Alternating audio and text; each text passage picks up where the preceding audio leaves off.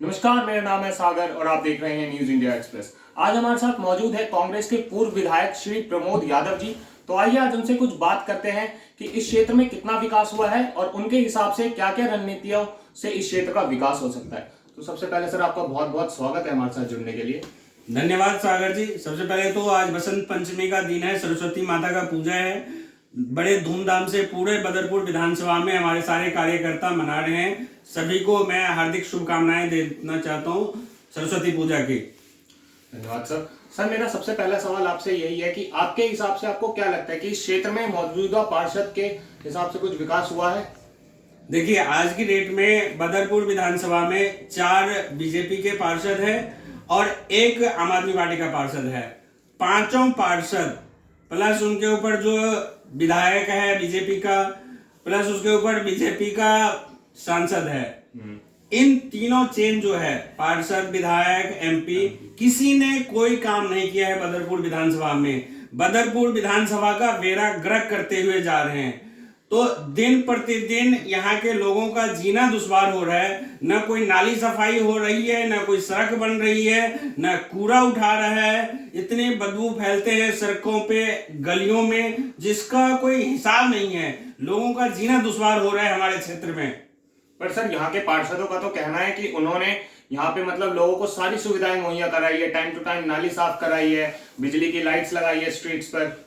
कोई सुविधा नहीं दे रहे हैं। आप बाहर निकल के नालियों का फोटो खींच लीजिए, देख लीजिए, सड़क पे पानियां बह रही हैं, जगह जगह कूड़ा इकट्ठा पड़ा रहता है। और स्ट्रीट लाइट की जहां तक बात करते हैं, आधे स्ट्रीट लाइट तो उनके खराब पड़े हुए हैं, उसको रिपेयर करने वाला कोई नहीं है। तो इस तरह की है इस क्षेत्र में व्यवस्था। अभी बदरपुर विधानसभा में हमारा कांग्रेस का कोई पार्षद नहीं है। जब हमारा पार्षद आएगा तो डेली हर घर से कूड़ा उठाया जाएगा हमारे पार्षदों के द्वारा। डेली हम गाड़ियां भेजेंगे, हर गली गली में, हर घर घर जाकर हमारा पार्षद गाड़ियां भेजेंगे और हर घर से कूड़ा उठाएंगे।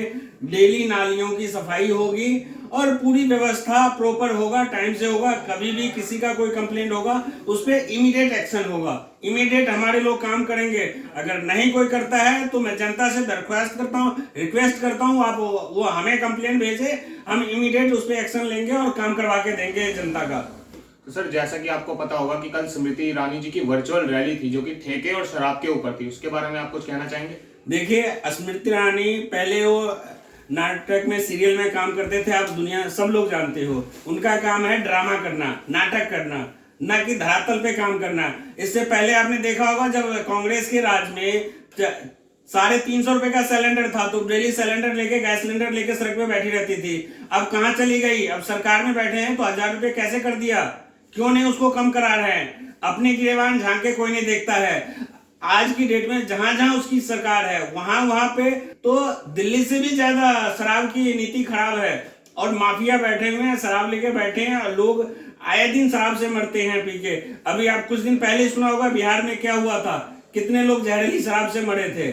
जबकि सरकार, बिहार में तो शराब बंदी है, उसके बाद भी गली गली में शराब बिकते हैं, घर घर शराब मिलते हैं। तो बीजेपी का काम है सिर्फ जुमले करना, दिखावा करना, धरातल पे कोई काम नहीं करते ये लोग।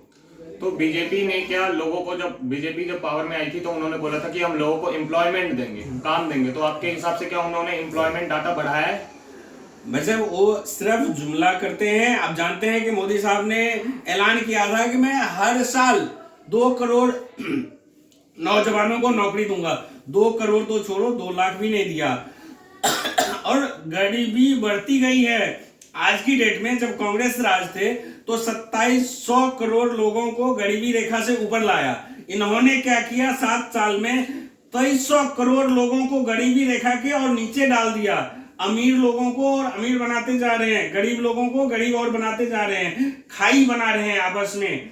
आज की डेट में सिर्फ 10 लोग जो इनके बड़े पूंजीपति लोग हैं, उसके पास 40% संपत्ति है। जो देश में, हिंदुस्तान में संपत्ति है, उसका 40% संपत्ति सिर्फ इनके 10 मित्रों के पास है। तो ये करने वाले ये लोग हैं, सिर्फ उनको बढ़ावा करते हैं, उससे अंडर टेबल अपना चंदा लेते हैं और अपनी पार्टी का। अभी कुछ दिन पहले सर्वे में आया था, हिंदुस्तान का सबसे नंबर 1 अमीर पार्टी बन चुकी है बीजेपी। सेकंड पे है बसपा और कांग्रेस 70 साल राज करने के बाद भी वो हर नंबर पे है, उनके पास इतना पैसा नहीं होता है कि जो चुनाव में भी खर्च कर सकें और लोगों को लड़ सकें। आज देखें मीडिया, हर मीडिया को बीजेपी ने खरीद रखा है। डाटा के हिसाब से भारत ही एक ऐसा देश है जो कि पॉलिटिक्स पे सबसे ज्यादा पैसा खर्च करता है, उसके बारे में क्या कहेंगे? ये सब इन्हीं लोगों ने किया है जो बीजेपी वाले करते हैं। आज से इससे जब बीजेपी नहीं था सत्ता में तो इससे पहले भी चुनाव हुआ करता था, उसमें इतने खर्चे नहीं होते थे, शांतिपूर्वक चुनाव होता था। लेकिन अब ये लोग खर्चे पे खर्चे बढ़ाए जा रहे हैं, तो ऑफिशियली जो उसका कंपटीटर है वो भी उसको बराबरी करने के लिए कुछ ना कुछ एफर्ट्स लगाते हैं। सर, जैसा कि आज वसंत पंचमी है, तो आप हमारे चैनल के माध्यम से छात्रों को क्या संदेश देना चाहते हैं? देखिए, आज वसंत पंचमी के दिन पे आज मैं पूरे देश के छात्रों को, नौजवानों को यही संदेश देना चाहता हूँ कि बच्चों, अपने मन लगा के पढ़ो, अपने माता पिता, अपने समाज, अपने देश का नाम रोशन करो और ध्यान से पढ़ो। बहुत बहुत धन्यवाद सर आपका हमारे साथ जुड़ने के लिए। थैंक यू, बहुत बहुत धन्यवाद। देखा आपने, ये थे श्री प्रमोद यादव जी के विचार। बने रहिए हमारे साथ और देखते रहिए न्यूज़ इंडिया एक्सप्रेस।